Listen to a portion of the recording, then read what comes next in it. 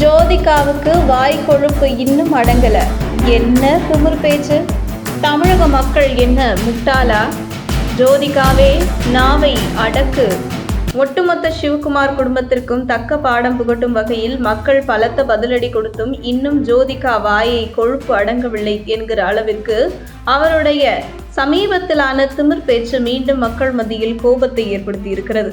நடிகர் சூர்யா நடிப்பில் திரையரங்குகளில் கடந்த 10 வருடங்களில் வெளியான 10 படங்களுமே படுதோல்வியை சந்தித்துள்ளது.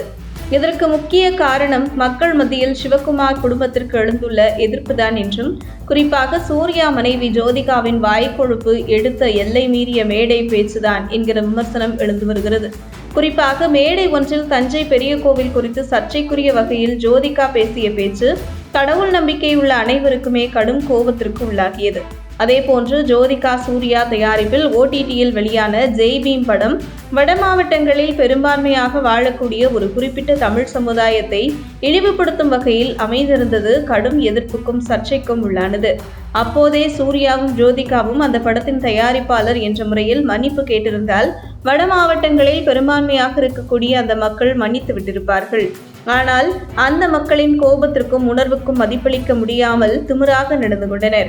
இந்த நிலையில் சமீபத்தில் வெளியான கங்குவா படத்தை ஒட்டுமொத்த தமிழக மக்களுமே வெற்றி செஞ்சு வருகிறார்கள்.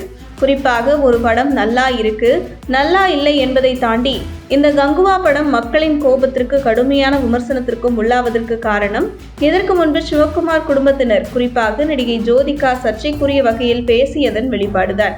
இந்த நிலையில் கங்குவா படம் தோல்வியை ஒப்புக்கொண்டு மன்னிப்பு கேட்டு அடுத்து இனிமேல் நாங்கள் ஒழுங்காக படம் எடுக்கிறோம் என்று சொல்வதை விட்டுவிட்டு விமர்சனம் செய்கிறவர்களை விமர்சனம் செய்கிறார் நடிகர் ஜோதிகா. அது மட்டுமல்லாமல் கங்குவா படத்தை ஊரே காரி துப்பி வரும் நிலையில் கங்குவா படம் திரையுலகில் ஒரு அதிசயம், தன்னுடைய கணவர் சூர்யாவை நினைத்து பெருமை கொள்வதாக ஜோதிகா பேசியுள்ளார்.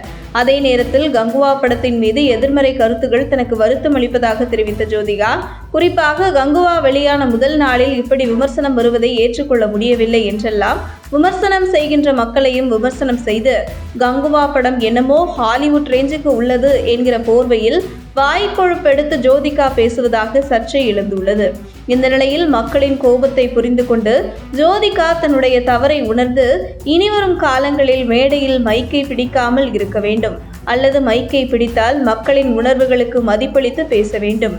இல்லை, தொடர்ந்து வழக்கம் போல் வாய்க்கொழுப்பெடுத்து ஜோதிகா தொடர்ந்து பேசிக்கொண்டே இருந்தால் இதுபோன்று ஒவ்வொரு முறையும் சூர்யா படம் வரும்போது மக்கள் வெச்சு செய்து கொண்டுதான் இருப்பார்கள்.